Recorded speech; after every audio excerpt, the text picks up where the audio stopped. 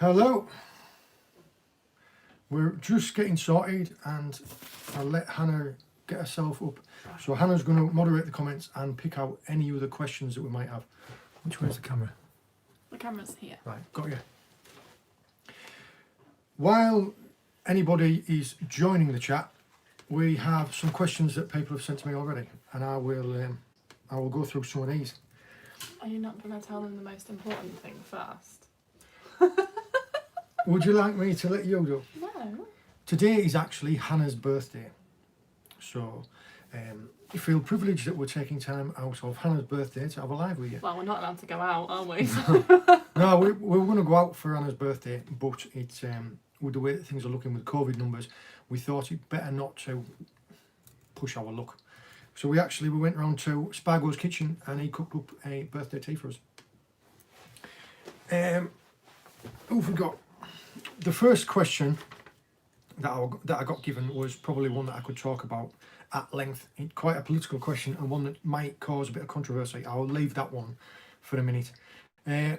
Richard Eade, how did you meet your wife and how did you end up in Cornwall? Well, some of you may already know this. I used to be in the Navy and there is a naval base down here in Cornwall. I actually came off an aircraft carrier and I was waiting for a draft to go to Afghanistan. And I was doing the Olympics. I was doing the security for the Olympics and I got a temporary billet down here. And then we met on the street. Oh, well, that sounds great, doesn't it? Like I was waiting for you to come off an aircraft carrier on the corner. It's just like I was Richard Gere or something like that in my white uniform. No, middle of the day, down in Falmouth High Street. And the rest is history. It was before the Olympics, though. You went to the that's what I just said. I said I was waiting for I was waiting on a draft billet to the Olympics. I said, okay, I'll tell the story. I was also asked a question about wrecking from Hartlepool. Someone's going wrecking out of Hartlepool and they want to know what the best lures to use, what's the best methods, tides, conditions. The local skippers up in that area, they fish in a certain type of way. Down on the south coast, you will go shadding over wrecks and you will use possibly a 12-foot length of fluoro to a shad, whereas up there they'll use a 4-foot section of 40-pound mono and they'll bounce it for cuddling. It's up to you. Generally, if you're going to be working lows over wrecks, any type of shads there's hundreds of them on the market. I like sidewinders and savage gear reels, something with a good head, a good heavy head, and a strong hook. People have their own preferences for colours. I like natural colours. If you're going to be fishing with lures for predator fish like pollock, you generally have to have a decent run of tide. So a bigger tide is better. I don't know if you can hear James, he's enjoying himself in the other room. Chris, I don't know if it's Chris Beer. When using larger hooks on a boat, how often do you change your hooks? Well, this is, there's a friend of mine, Al Brown, he changed his hooks. He only ever uses a hook once. Kind of like toilet paper. Dramatic, I know, it's mental. It must just be my northern roots in that I've got hooks, I've got trusty rusties that I've had for years, and all I do is I just keep sharpening them up. I change a hook when I feel like it needs to. If I feel that the rust has damaged it anywhere in the bend, so it's got a weak point in it, I'll get rid of it. But if all it is, it's dulled the point, I'll just resharpen it. I think he's watching Minions in there. Yeah, so if I'm fishing really rough ground, the hooks, I'll have 4 or 5 hook lengths made up and I'll use a hook until I feel it's dulled. Or the same with the traces. Generally, if the trace is knackered, I know the hook's going to be knackered. Otherwise, if I'm using like big meat hooks or 14-0s and things like that, I can resharpen them 3 or 4 times. The same with my circles for sharking. I've had the same hooks on traces for 2 years now, and all I do is just keep sharpening the point up. They're fine. David Lynn, what's the most unusual item you've found in your lobster pots? We've had a few unusual things in the past years gone by when I used to do a little bit of crab potting. Have you found a really funny comment, have you? Someone's asked if I've got a sister, but they don't know how funny that is, do they? Yeah. Yeah, if you knew Hannah's sister, she's I don't know, she's living with a woman in Manchester. Yeah, that's the best way of saying it. She looks like a ball. Yeah, she looks like one of my brothers. I don't know, conger eels, lump suckers, all sorts of different types of fish before. Sea urchins. How like a melon-sized sea urchin finds its way into a crab pot, I have no idea. There was a question from a lad called Gra, G-R-A. What was that one I've just seen come past? Cindy, thank you very much. Where it's burning. I hope she doesn't mean that it's actually burning. Is that the forest fires? The wildfires at the moment? I didn't see what it said, sorry. There, it says it there. Where it's burning. Yeah, in California, it's crazy, isn't it?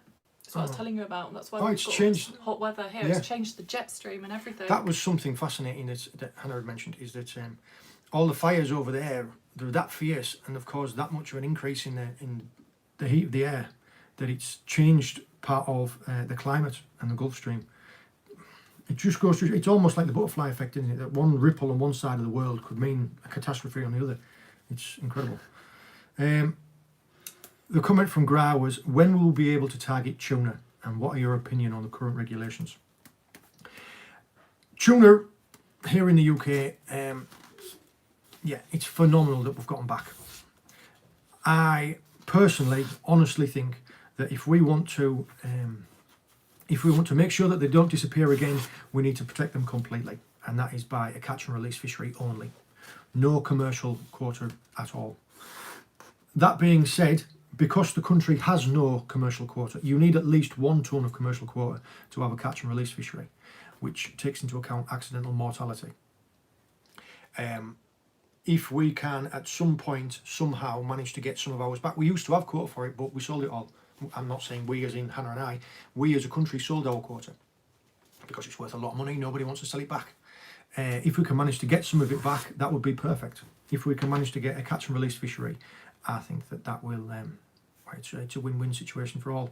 You can collect information, scientific information on the breeding cycles and the stock levels of the tuna. You bring in angling revenue that would have gone to other parts of the world, and not only that, but it's amazing. Greg Dave, favourite bait from the shore for bass? Live prawn, every time. The question from Michael Naylor was, the state of the fish stocks in the UK. His exact quote was, I used to fish in the Isle of Man, and I'm assuming he means years ago, and there were hundreds of people, men, women and children, would haul 50 to 100 plus fish each out every evening. I've seen parts of the Adriatic and the Mediterranean are almost devoid of fish. And he's saying now, compared to back then, that there don't seem to be as many fish. First thing I'm going to do, and I don't want to use you as kind of like a case study here, but just look at what you've just said. Hundreds of people used to pull out 100 fish each every evening. And you wonder why there are no fish now. Thankfully, mindsets have changed and people are fishing more catch and release. There's more understanding, there's more scientific information now as to the breeding cycles of fishes, how well they replenish their stocks. That's why we have the legislations in place, that's why we have minimum landing sizes and things like that. One thing that I will definitely say is this year in Cornwall, I have noticed, as well as many others have noticed, that it has been the best year ever for certain species like plaice, bream, smoothhounds, even taupe, bass, the lot.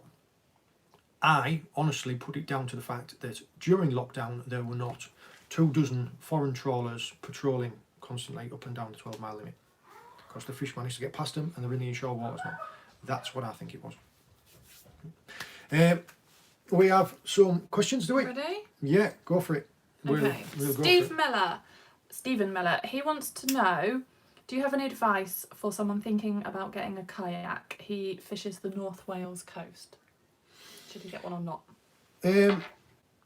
Get one or not, as in don't get one or get a boat or get a kayak, or if it was a bit of a toss up between getting a kayak or getting a boat, there is a video on one of the channels. I think it's on the FishLocker channel, and it's like things to know if you're buying a boat. A small boat owner's opinion of things that you need to know before you think about buying a boat, and it talks about all the possible hidden costs. As for kayaking, I know half a dozen people that absolutely love it, and it opens up a lot, not so much offshore fishing like what we do quite a lot of, but inshore fishing, it's amazing because you can launch a kayak anywhere. Whereas I would have to maybe travel 50 miles between points to be able to launch my boat to steam to somewhere. You can launch it from the beach and get straight to it. And there aren't many fish which you can't target from a kayak. I've got friends who target sharks from them. I've got friends, Maggie, I've got friends who target big congers, sharks, the lot. Yeah, it's great fun. There was a brilliant article. In fact, actually, who did you say it was? Stephen Miller. Stephen Miller. If you message me on the FishLocker Facebook page, if you send me a PM, I will send you a link that a friend of mine, Tom Rowe, wrote about like introduction to kayaking. It's fantastic. It didn't make me want to sell my boat. I love my boat, but it was great. I will find it. It was in the Hook Point. I don't know. It was maybe 6 months ago. I will find that for you if you send me a message. What was the next one? Callum asked, "How's James?" Well, I think you can hear I think him. you can probably hear him. He's having a great time in the front room. Luke Kolk asked, well, he said he's just started beach fishing with his stepsons. They've only ever been twice with no luck. So is there a better time of day or night or state of tide? They're very, very new to this. You will have to give me a little bit more information than that because I will give you a few generic answers. It depends what you're doing. You could be lure fishing for mackerel from the beach. You could be bait fishing from the beach, depending on what you're doing. I would say that I also don't know the area where you're fishing. If you're in a certain area, all I would try and do is I would try and meet other anglers from that area. If you're very new, you possibly don't know that area is not a holding ground for fish. Maybe travel 200 yards further down the beach and you will catch. Also, the rigs that you're using, I'm not sure what you're using. And like I say, if you're fishing for bait, the easiest things to use would be either a running ledger or a 2-hook flapper rig. Now, there are videos for those on the FishLocker Workshop channel. They are dead simple to make. You can knock them up in no time. They cost you pennies. And they do catch fish. It's a great basic rig to learn with. If you are fishing with lures and you're not catching anything, then I would recommend, possibly, don't know what lures you're using. If you're fishing with normal spinners, if I was going to give someone 3 lures, like only 3 lures to catch fish with, one of them would be like a Dexter wedge, like a Toby. One of them would be a Savage Gear eel, or a Sidewinder bloodhead, something that's like 30 grams, something that you can cast but it's got a good action. And then the other one would be like a slug or a Senko, something like a Lunker City, something that's just weightless that you can twitch. So you can fish it hard in the rocks, weedless, for things like wrasse. If those haven't answered your questions, contact me with a little bit more specific information as to what you're doing. I like beach fishing on a flooding tide. So I'll fish a flooding tide because fish I find generally come in with a flooding tide to feed. Also, depending on the time of day, I've found night times to be more productive on the beach. Just because if you've got a shallow beach, you might only be fishing into 3 feet of water, whereas during the daytime, fish will generally hold up in the deeper water and they'll come in on a night. If that hasn't answered your question, contact me on the FishLocker Facebook page and I'll try and give you a little bit more specific info. Sorry, I don't want to paper. Blade Liker wants to know when you're going to get a bigger boat because your boat scares him. When someone wants to give us a free one? Yeah. My boat scares you. As long as it doesn't scare me, I guess we'll continue to do what we do. We will at some point be looking at getting a new boat because James is getting bigger. This one's fine for us right now, but yeah, we are going to look at getting a bigger boat. At the moment, we've got a 16 footer. We might go to 19. We might. Yeah, we'll just look at it as and when. It's bad luck to talk about getting a new boat when you've got one. It's like talking about your car while you're in it. If you say you're going to sell your car when you're in it, it starts going wrong, doesn't it? This One second. How are you coping with the pandemic? Have you got many projects to keep you busy? That I know that. Yeah, I have actually. The office, the place where we're in now, is actually Hannah's office, which would lead me on to another question that someone asked in a minute. This is Hannah's office. At the moment, we're decorating the FishLocker office upstairs. It's still just got crap everywhere. The walls have been painted. Just waiting for you, aren't we? I've got a load of bits of wood together, and we're going to be making a desk, and we're going to be making like some shelves and things like that. So those are my projects that I've got coming up. I wasn't really sure how this. 1 second. Someone did ask. They said, "What's your day job? What do you do when you're not making videos? And would you like YouTube to be your full-time income?" That would lead us possibly into this office, which we're in. Is we have explained to people before. For anybody new that doesn't know, we work for a health, wellness, and online beauty company. Is that how would you describe it? Health and wellness. Health and wellness. Yeah. We just try to do more than one thing now, don't we? Yeah. If lockdown has shown folks anything, it's that you can't rely on just one income, can you? Well, we learned that before everyone else, you didn't we? You can't have all your eggs in one basket. So it's better to have a couple of things going on. By profession, I was an engineer. I was an engineer offshore. Started off being an engineer on a fisheries vessel, and then was in the Navy, aeronautical engineer. So mechanical engineering, marine engineering, aeronautical engineering, hydraulic engineering, and subsea engineering. I like how engines work. I've got that type of mind, and I like the sea. Ready? Yeah. Not really sure how you're going to take this. Well, show me before you read it. No, it's fine. Have you ever used the 3D Max Stick from Savage Gear? If you have, can you review it? If you haven't, can you buy one so you can use it in a video? I don't know what you mean. Like one of them 3D line through sand eels. I'll have a look at them. Because I'll tell you straight away, I don't know what it is. So likelihood is no, I haven't got one. I will try and Google it in a minute when we've finished all of this, and yeah, I will let you know. As for me buying it, if it's expensive, probably not. just to be honest. Adam, can you use eel as bait? When you say eel, what do you mean eel? You mean freshwater eel, common eel, conger eels, sand eels? Sand eels are a fantastic bait. As for common eels are protected, and as for conger eels, the only thing that I've seen eat a conger eel is a conger eel. Now, I did see a photo that someone had said, and it was a taupe, and they had a taupe's mouth open, unhooking it, and there was a little strap's tail sticking out of its mouth. So yeah, apparently taupe also eat conger eels. But the only thing that I've ever seen eat them is other congers. But sand eels, yeah. There's not much that'll turn its nose up at a sand eel. Why don't you write them on the opposite on another piece of paper and I can read that? Easy. Yeah. Kelly Glenn said they loved the stuff that you did with Hayes. I loved filming with Paul. It was yeah. Some people have said it was a bit like chalk and cheese, but we got on fine. We got on great. Looking forward to doing more. I've actually got another video that me and him did together in editing at the minute. Next one, please. Sorry if I don't say this right. Sunil wants to know, what's the strangest thing you've caught when sea fishing? I honestly don't know. I caught a sea cucumber in a video, didn't I, recently? Disgusting. Yeah, that would just look like, I don't know. I don't know how to explain it. It looked almost like a, can I say? No. Yeah.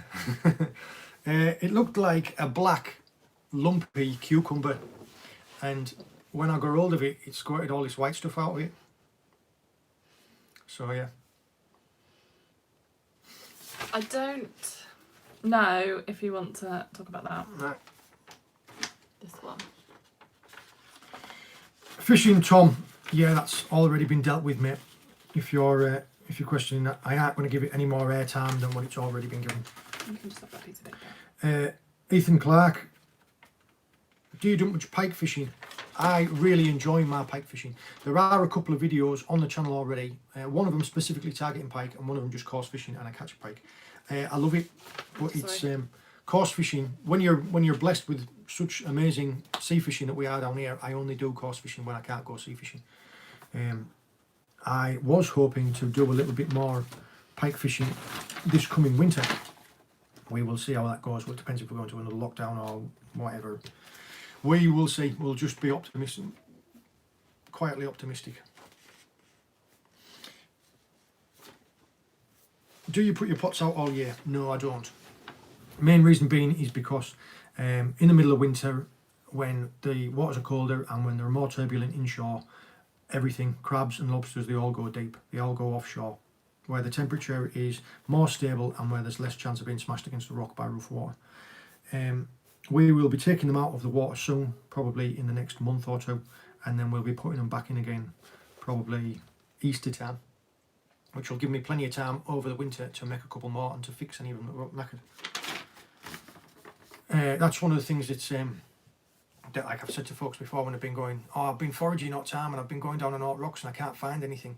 And they've been going in like December. And I'll say, well, no, because all the crabs and all the lobsters, they're only inshore now during summer, and in winter they'll all move deep offshore. Michael, have you ever caught a John Dory? No, I haven't. It's a bit of a running joke at the moment. It's my white whale of a fish. I'll be stood next to two anglers, and then he'll catch a John Dory, and I'll get dogfish. Or like there's folks that have messaged me before saying, oh, I'm coming down to Cornwall and I've never fished before. Can you show me what to do? So I'll say, use this rig and use this and take your little boy and go here. And they'll say, oh, my son's just caught this. What is it? And it'll be like a 6-pound John Dory. I'll be like,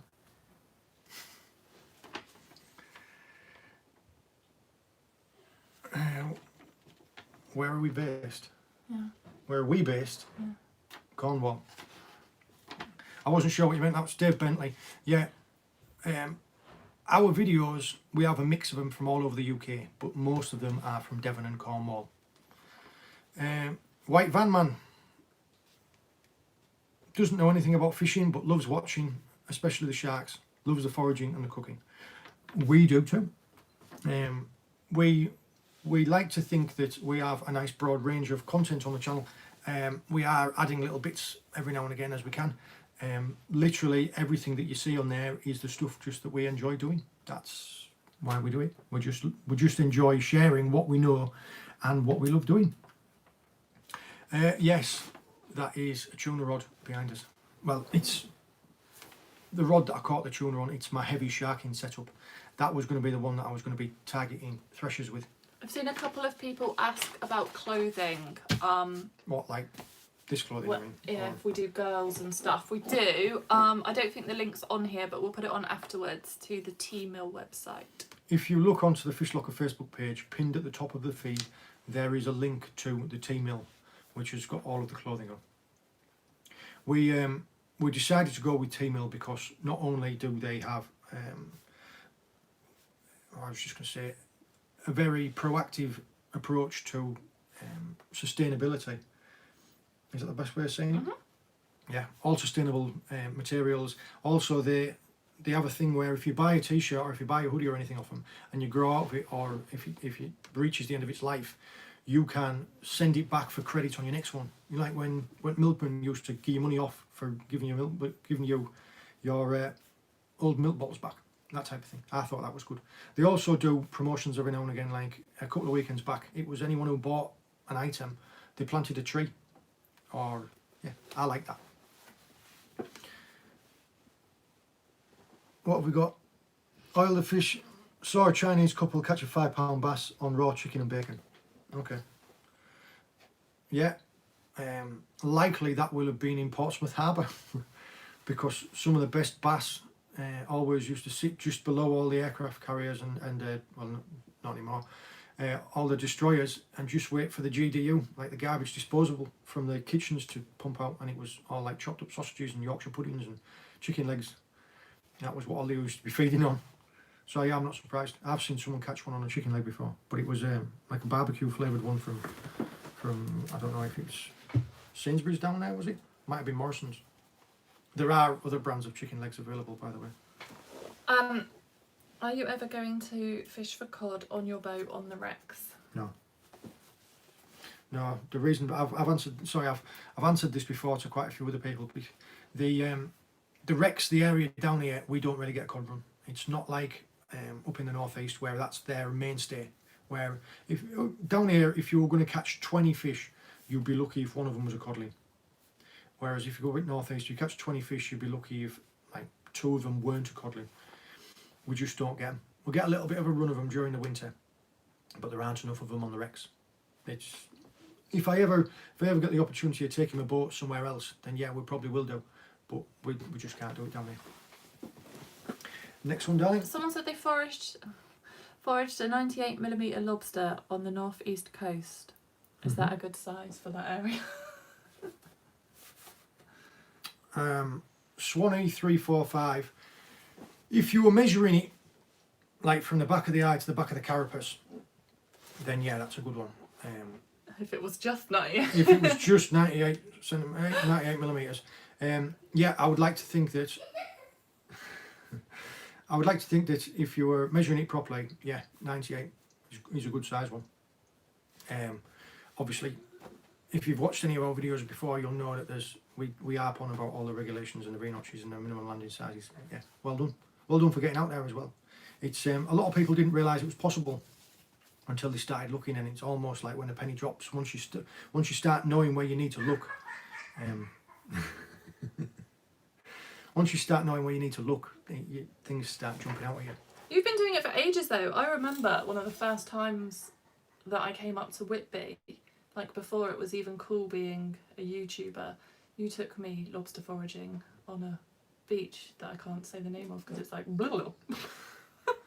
Yeah, we'd Boggle I was going to say Bogler Bowl. But that's Bogler Bill. Down Boggle Hole near Robin Hood's Bay. But we weren't filming then because it was trendy. Yeah. Yeah, well, I've been doing it all my life. Someone said the butterfly effect. Didn't know you knew about physics as well. I have got an A level in physics actually. Not just a fisherman.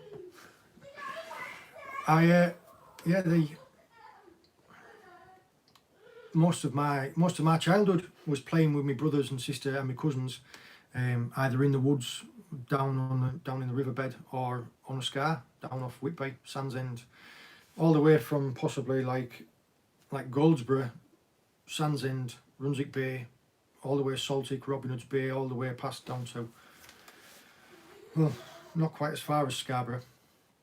But yeah, just driving about at rocks when we were kids, which is where I learnt most of this. Someone did ask in one of the other questions actually, where did I pick up most of this information? I've always had a passion for it. I've been in commercial fishing. I've been a fisheries officer, but my passion went from before that. It went from when we were kids. And I, like anybody who's got a passion, you when you hear it or when you learn it, it sticks.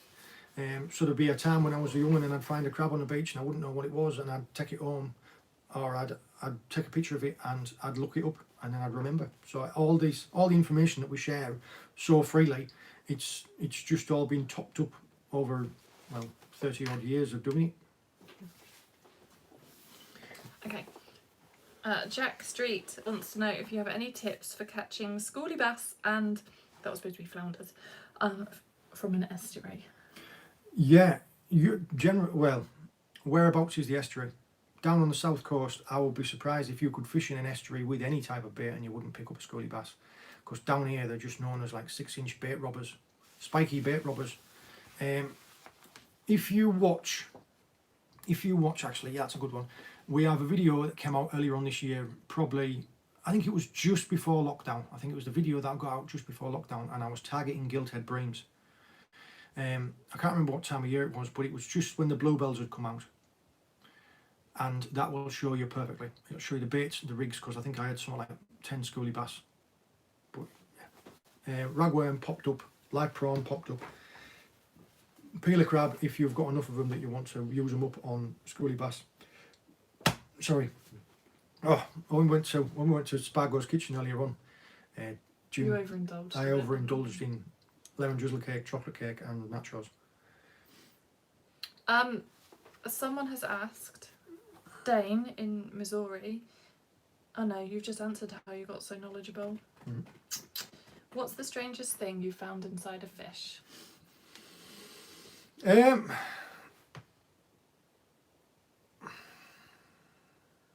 Quite a lot of fishing tackle. Like we opened up a bass a while ago, and it had like 2 savage gear heads, and like, well, the reason that I noticed is because when we caught it, it had fishing line coming out of its bum. When we cut it open, all of its stomach, it had like 3 lures in it, where I think it must have just been going round, hovering them all up. Codling, I've found all sorts inside of them, like a stone, like the size of your fist inside of one of them. Bits of plastic, all sorts of bits and pieces. Yeah, golf ball inside of a codling. When you did the overnight on the boat and had the barbecue, was that safe? Yeah, of course it was. Who said that? Sorry. Craig.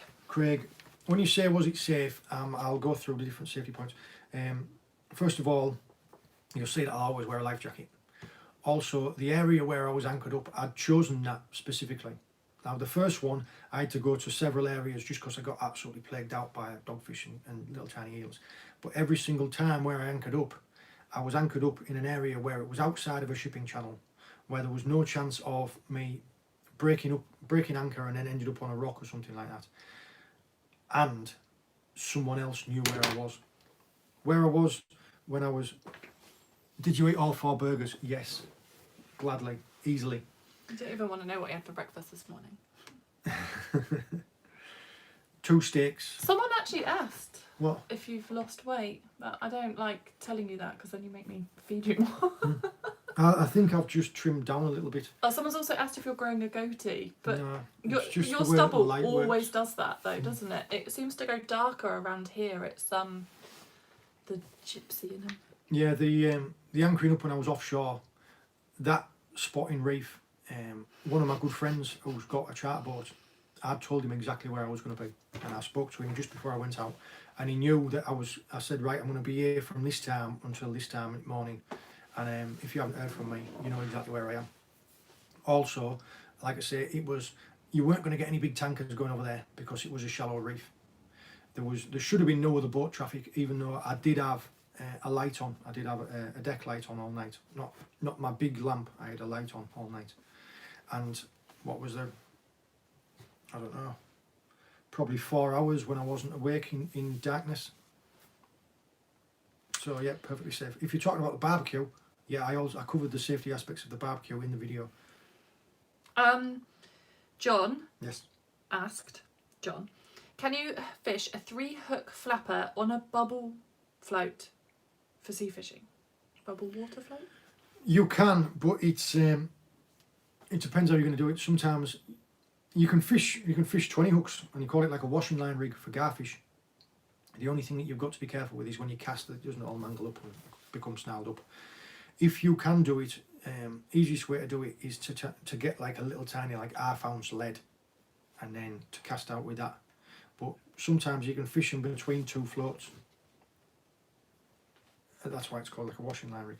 You can do it, you just have to be careful with it. It's easier if you've got, say, like an ebbing tide or a running tide away from you and you're fishing on a pier, because all you do is drop it down and leave the bail arm off and the tide will carry it out.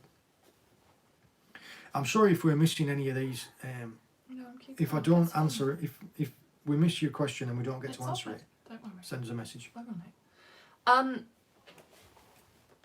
What's your opinion? Oh, it's somebody else's birthday. Do you want to... Who's that? Somebody shares your birthday. There was someone else in Greece. For anyone that's just joined us, it is Hannah's birthday today. She's 24. What's your opinion on Mako sharks being around Falmouth? Someone asked if there were any suspicious stories. Yeah, there are some daft stories every year. Every year that someone brings them up. The daft stories about great whites and things like that. Historically, the Makos in the UK were all caught off Blackhead, which is about 15 miles. Yeah, about 15 miles from Falmouth. That was where they were caught back in, I think it was like the 80s, and out of Loo. But there were more sharks back then. There is always the possibility. Yeah, you never know what's going to take your hook.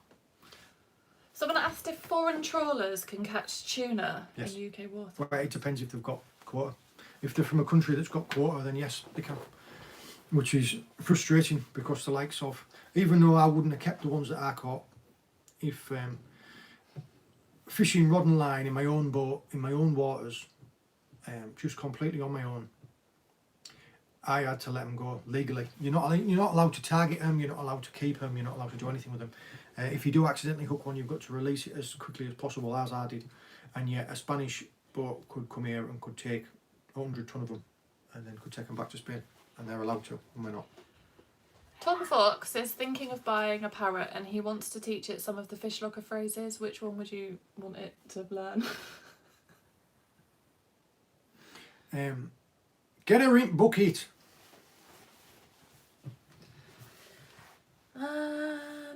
Oh no! When we were teaching James to talk, we were saying that we'd like him to have a little bit of a northern accent. So you and my wife and my father-in-law were just getting. We have a daughter. She's not in a lot of the videos because usually she's at school. She's too cool, apparently, as well. And anybody who's got a teenage daughter knows how difficult it is to be as cool as they are. They were trying to teach James to go, no, can of Coke, chocolate cake. Of course, they think they're hilarious. Connor asked, what's the best bait for catching pollock? Live baits, live sand eels. I've caught pollock on live joeys, live sand eels, small wrasse, blennies, poor cod. That's the next one. Yeah, I think live baits. Sand eels, if you can fish a dead bait as well, but I would fish it like a lure, as in you. If that's your dead sand eel, thread a J hook into it, lash it up with elastic, and then fish it on a line with like a locked in lead, like you'll see on like my direct contact live bait rig that I use. And if you've got a deep water rock mark, cast it as far as you can with a beach caster, and then let it sink, and then just wind it in fast so you've got a dead eel that swims along. That can be a good method. What do you think of jet ski fishing? I don't really know what to say. I didn't even know you could get a rod holder on a jet ski. But yeah, I guess if it's what gets you out there, just as long as they're doing it safely. Half the people that I see on jet skis, they're usually not behaving in a safe manner. So I would like to think that if you were going to do that, you would be able to do it responsibly. Adventure Spark, been to Chesil. Know what you mean now. Yeah, I don't really rate Chesil very much. The reason being is, I think it's overrated in the fact that people always say it's a monster fish beach. Yeah, it's like what, 30 odd miles of beach, if not more, that's fished by hundreds of anglers every day. So if you look at the sheer number of rod hours that place gets to the number of decent fish that it throws up, if you were going to put that many rod hours anywhere, it would throw up decent fish. But it just seems to have had like an amazing hype on it. Okay, hang on. My U-boat. How's you going, mate? What's he saying? I will leave your lobsters alone, mate. I promise. Someone actually asked if we can do a UK tour. We were planning on that, but obviously we couldn't do it this year. We've missed the best of the weather now.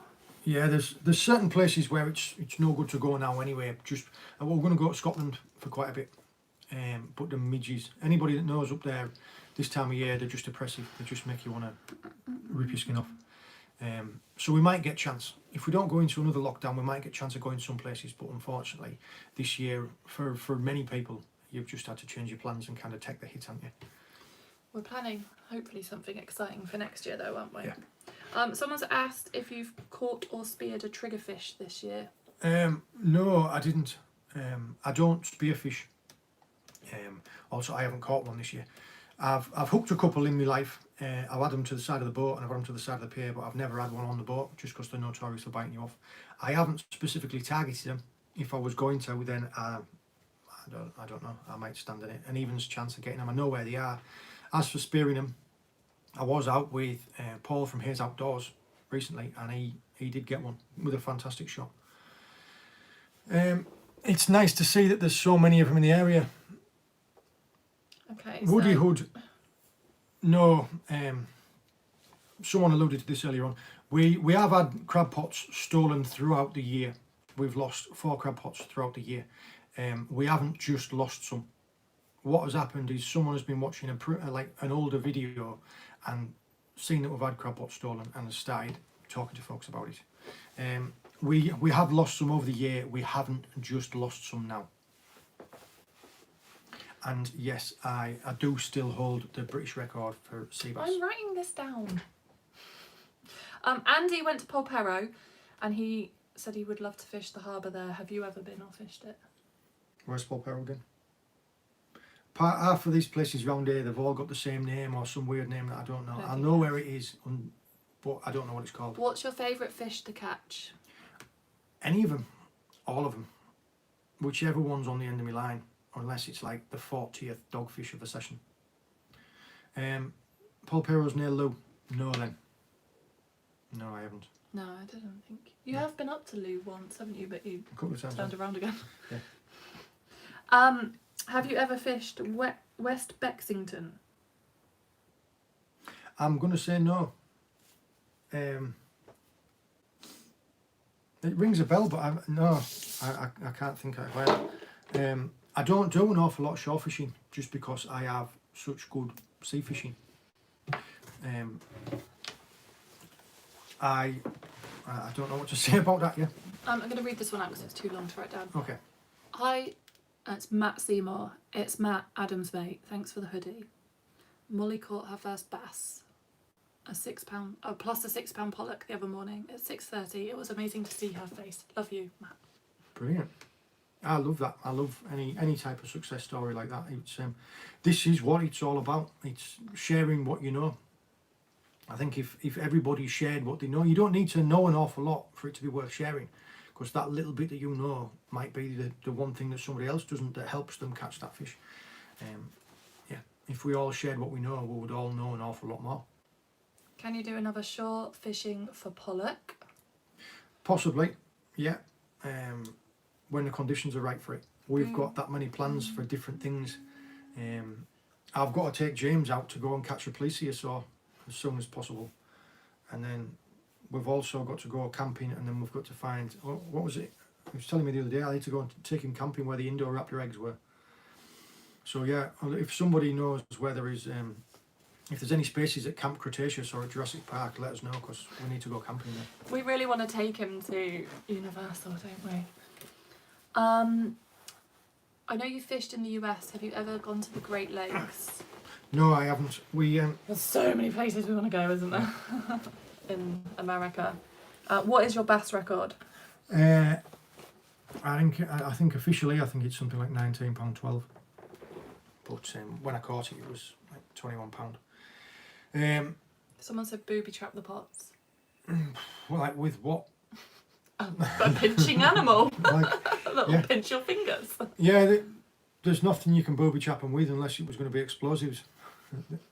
All that happens is, you meet it on all parts of the world. There are thieves and there are people who have no respect for other people's personal property. It's, as far as I'm concerned, of the things going wrong in the world right now, which are worth worrying about, and the hardships that people are enduring, a couple of lost lobster pots are low down on my list of things worth worrying about. It isn't worth people fretting about. Don't worry about it. Someone asked if you've ever fished Northumberland, and someone else has asked if you've fished Filey Brig. Filey Brig in Yorkshire. Aidan Grasson? Yes, many moons ago I did fish Brig. In fact, I was talking to someone recently who was talking about fishing in there from the boat, and he was saying you're getting a lot of thornback rays. They were unheard of when I used to fish up there. It was just fishing for mops. Get a few little skinny pollock there as well, but I think actually the British record shore caught coal fish is from there. But we call them, used to call them billets. How many days a week do we eat seafood, and what's our favourite fish to eat? I'm not sure. On average, maybe once. Well, not even how many times you eat salmon, and then if I was going to eat, I don't know, probably a couple of 3 times a week. But in the summer. Yeah, but we have that much variation, and we have. We're very lucky in that we also have some friends who have a small holding, so occasionally we trade seafood for beef, or lamb. Yeah, West Bex is Chesil, apparently. No, then. I think it was. Is it Abbotsbury where me and Lizzie went? Jay, thank you very much. Thank you. Did you go on any tours in the Navy? If so, where did you go? I was trying to think with the aircraft carrier. We just did cold response. I took it out of refit in Rosyth, and we did cold response up around Norway, and then when I come back, when I went to Afghan, and that was pretty much it. I was an aeronautical engineer, so I was with the aircraft. Wherever the aircraft went is where I went. And while I was there, it was the time of all the defence cuts. So I spent 3.5 years learning how to fix a fighter jet, and then did 8 months on the squadron, and then they got rid of them in the defence cuts. So I was just there. Someone's asked if we've ever been to Canada fishing. No, Graham. We No. really want to go. No, but Graham. We had planned to do it for our honeymoon. We were going to do like a joint honeymoon in it. We were going to go 2 places. We're going to have 2, like a week in one place and a week in another.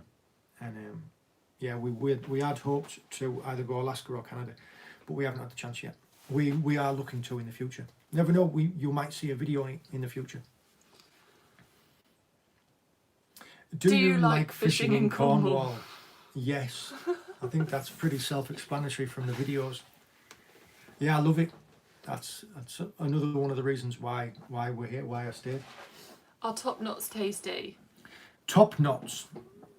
For anybody who doesn't know what top knot is, it's a flat fish that looks like a digestive biscuit, and they're about that big.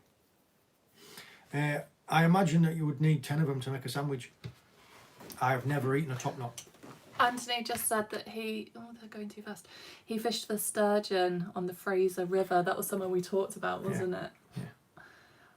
For anyone who doesn't know, sturgeon, white sturgeon to get on the Fraser River, you can get like 800-pound ones. They're properly prehistoric. They're like an armour-plated fish, and they are like 10 foot long. We've got a place to stay in Alberta, apparently. Amazing. Do you ever do much fishing in Newquay? You don't really bother, do you? Yeah, there's a couple of spots that I go up there. Yeah, but it's not like Newquay, is it? Yeah, it is. It's just... I aren't going to tell you the places that I go to, because the reason that there aren't videos from them there is because they're that unique coastline and that unique headlands that you would know exactly where it was straight away, and I don't want to blow the marks because they're not my marks. They're a friend of mine has told me about them. So when I ever do... What's that going to say? It's directly to you. So whenever I do get a chance of doing a little bit of fishing for myself, that's generally the type of stuff I do. I also do quite a bit of like exploratory fishing, where I don't do a video. Occasionally, very occasionally, it's because it's a poor session, and I'll catch like a wrasse for a 6-hour session. But that's how you're learning it. If you're fishing a new mark, not every new mark you go and explore is a great one. James is being heavily requested. James, you want to come here for a second, please? No. No.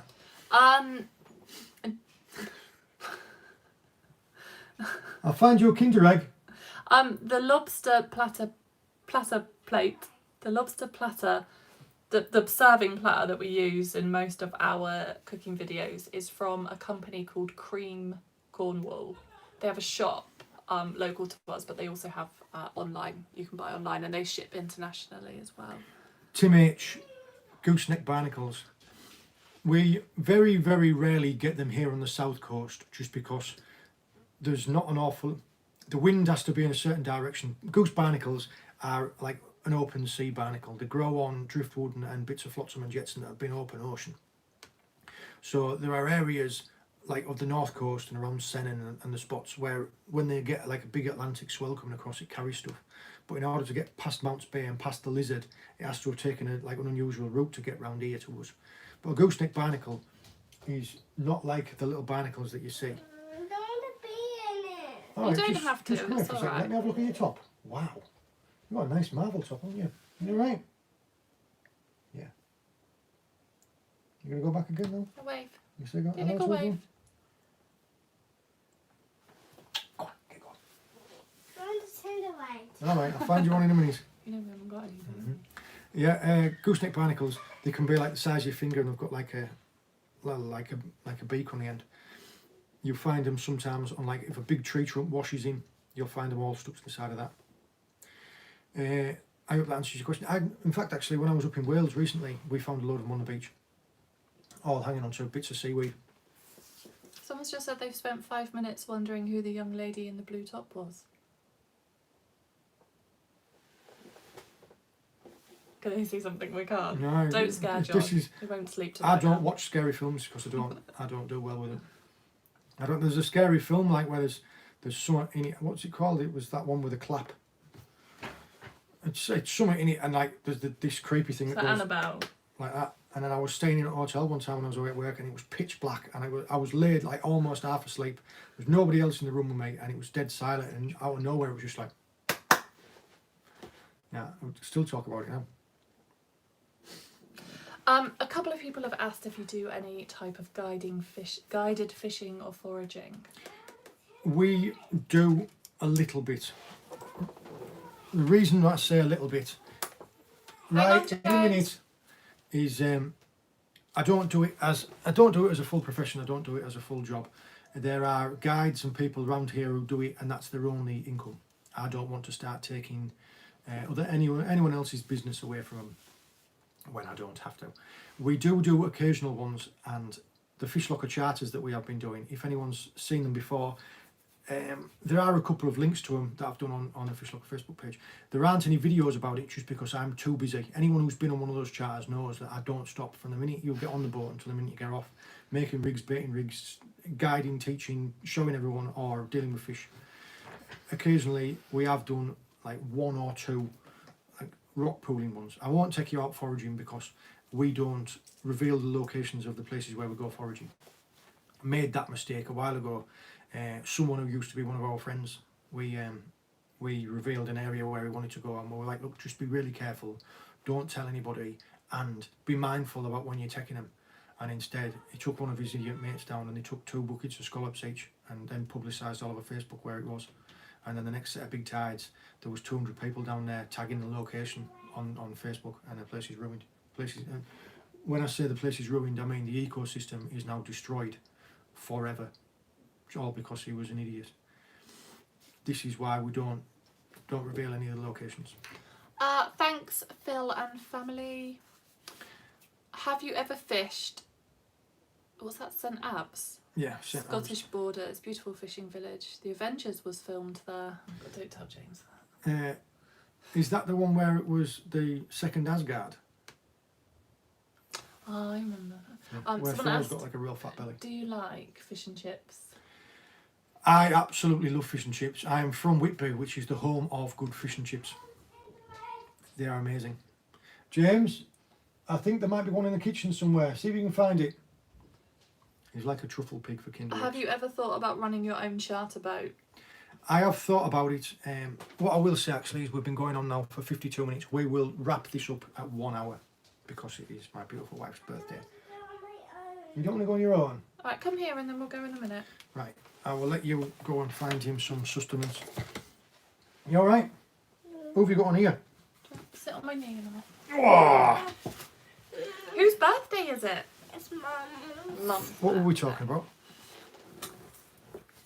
What was I just talking about? We did fish and charter boats.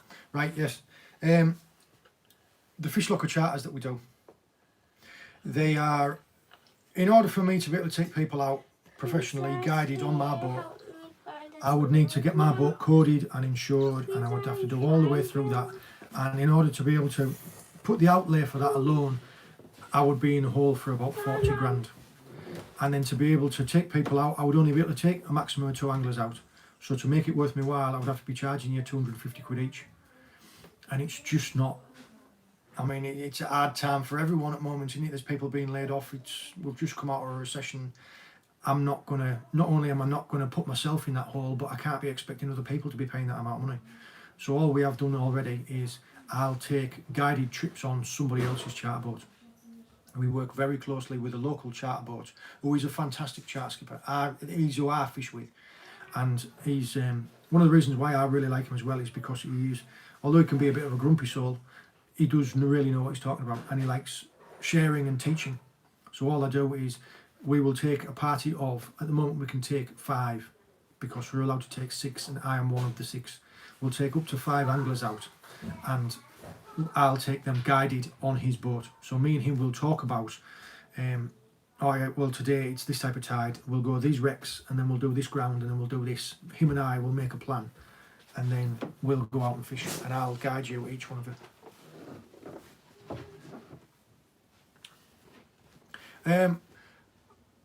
Deep state. I thank you, but I was trying to get people to pay. How much was I charging them each Sorry, for what? for the FishLocker day? They got away with having the normal charter of the boat. It would have been like 75 more than what I charged them, because we didn't charge them for tackle hire. I lost money on them charters. The skipper lost money on them charters just because people wouldn't pay enough. They wouldn't, and this was shared between like 5 people. It was, yeah, you'd be amazed. And then people that were letting us down as well. Like, I'd go through it, organising all them people, and I'd say, look, you need to make sure that you definitely want to go. Chasing them up for money, or like, then the day before they'd message me and say, oh, I'm not going now, or even on the day they didn't turn up. Angela. Happy birthday, Mrs. FishLocker. Someone has asked, do you have to be licensed to Vnotch? Is that why not everyone does it in all areas? Or is it like a locality thing? Anywhere around the UK, Vnotching is a bylaw. I think it's been accepted into all 12 fisheries districts. Anybody can Vnotch, but I wouldn't recommend it to anybody, because I would only think that people who are confident in being able to handle lobsters safely, so you don't get nipped. Also, people who know lobster biology and are used to handling them, and have had training in Vnotching, so that you don't damage the lobster when you're doing it. Now, I used to be a fisheries officer, so professionally I have notched thousands of lobsters. So I feel quite confident that I'll be able to do it off my own back. A lot of people do it around here. A lot more people are doing it now that I've managed to explain it to them. A lot of the fishermen, and I mean the fishermen in this area here, are great. They see the benefit in that they're looking after their own fishery, which is their own livelihood. They're great for doing it. If you want to do it, I will not dissuade you, but I will say that if you aren't used to handling lobsters, or you don't really know what you're doing, possibly speak to your local IFCA, speak to your local fisheries officer. He might be able to give you some guidance. He might even be able to show you one day. He might say, oh yeah, come down because I'm notching a load today, and he might show you. If you feel confident, watch what you say when it comes to Vnotching. You'll get hundreds of vegans catching lobsters just to Vnotch them. If that's what they want to do. I'd love to see them try and catch them. Yeah, if that's what they want to do, then that's what they can do. Conservation is everyone's responsibility. As far as that goes, we also Vnotching, back when I was working in the northeast, they used to buy back buried hens from the merchants and then Vnotch them and then let them go. Yeah, I don't see any problem with that at all. Which seasons are good to forage in? It depends what you're foraging. I would say that any season can be good for foraging. If you are going to be collecting filter feeding shellfish, then avoid months without an R. It might just seem like a strange riddle, but there is a toxic algae that it's something called domoic acid, and some people from America, I think they called it PCP. There is an algae that is in the water during those months, the months without an R, so like May, June, July, August, and the filter feeders take it into the body and accumulate it. There are certain areas where you can get away with it because then you know the areas are clean. We get May bloom here, which is an algal bloom in May. Obviously it's called May bloom. That means that the shellfish in the area, when that May bloom is here, you shouldn't eat them. So there are local areas which is okay, but generally that is a good rule of thumb. Some shellfish is here all year round, like shellfish, clams that live in the sand. They will be here all year round, so you can find them anywhere. Shellfish breed in the summer too. I don't see what relevance that's got. If you're talking about shellfish as in clams and stuff like that, yeah, they breed, but they breed with spores. Also, shellfish as in lobsters, yeah, they breed in the summer, but you're not allowed to land a buried lobster. I don't understand what the relevance of that was, Kevin. Night, Dad. Oh, night. You say goodbye to everyone. Bye. Bye. It's been a busy day. what's that? I catch and release now. Never did before I watched the locker. That's good. Everyone's saying good night. Right. I'll go through a couple of these real quick. We are going to have to wrap it up right now. Favourite fish to catch? If I had to pick, I really love my shark fishing, as you can see from the fishing videos that I've done. I've caught some stunning bream. I love me wreck fishing, like my wreck fishing at anchor, because you never just know what's going to be there. I have just had an amazing wrecking trip that's in a video that's going to be coming up soon. We've got favourite fish to eat, haddock. I love eating smoked poached haddock. It's yeah, it's one of my favourites. Fish and chips wise, you can't beat a bit of cod and chips, but yeah, haddock's up there. There are an awful lot of questions coming through. Do you have any plans in future to do more with Hayes Outdoors? Yes, I do. I'm in contact with Paul quite regularly, and yeah, he's planning on coming down here again soon.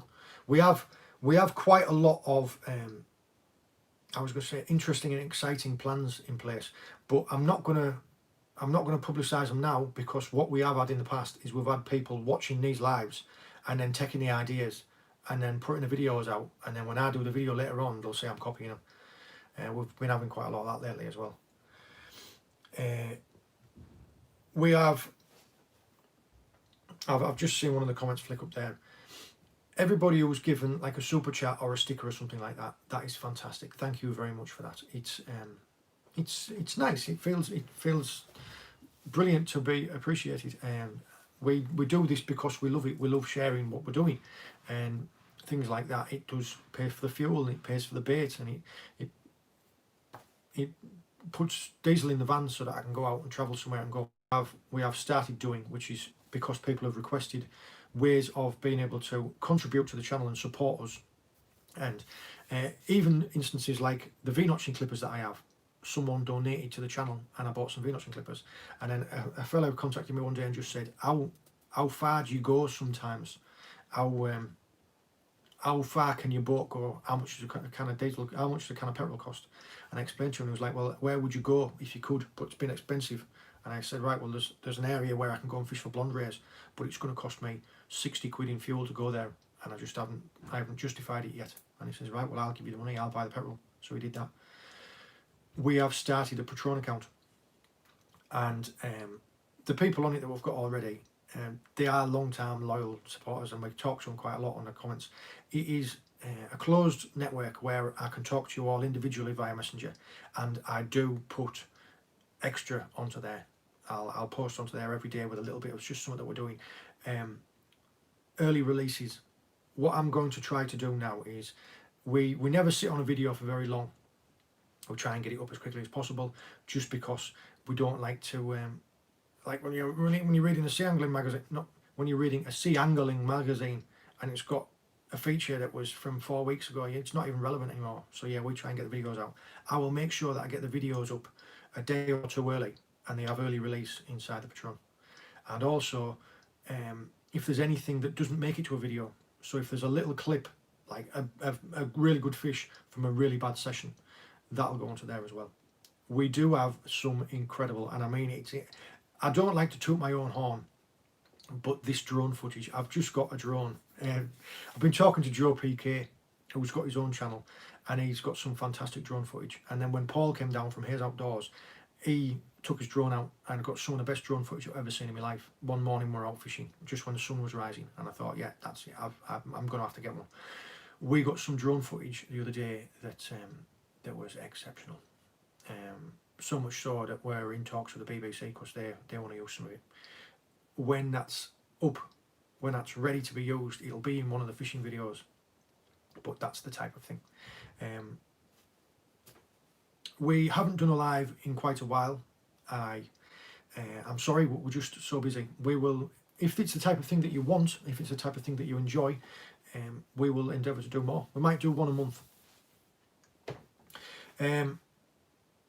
Probably as winter comes and the weather gets rougher, we will not be able to keep up the frequency of videos, because quite often we have 3 or 4 videos a week. We might go down to 1 or 2 videos a week in which case I will substitute that with live streams if you like. Just let me know. There is a link to the Patreon account and the details of the last few videos, and yeah, I guess I will just use that as a way of signing off. Thank you very much. If there are any questions that I haven't got to, I haven't answered, or I've missed just because it's going mad, just send me a message and I'll try and get back to you all. The same with all of the comments. I always try and reply to everybody. Maggie, the drone footage is incredible. I'm not, yeah, I'll leave it at that. Thank you very much, everybody. All the best, and let me just watch for a minute while I just try and thumb the camera to try and turn it all off. I don't know what I'm doing. This is why I don't do lives. I'm gonna have to call my wife back.